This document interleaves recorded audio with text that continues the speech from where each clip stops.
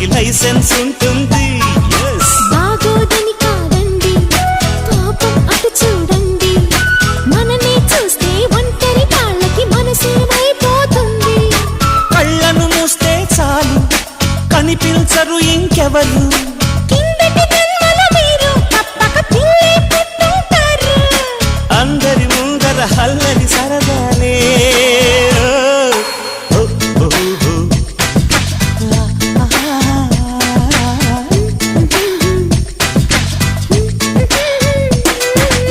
ఇంటికెళదాం పదవమ్మో.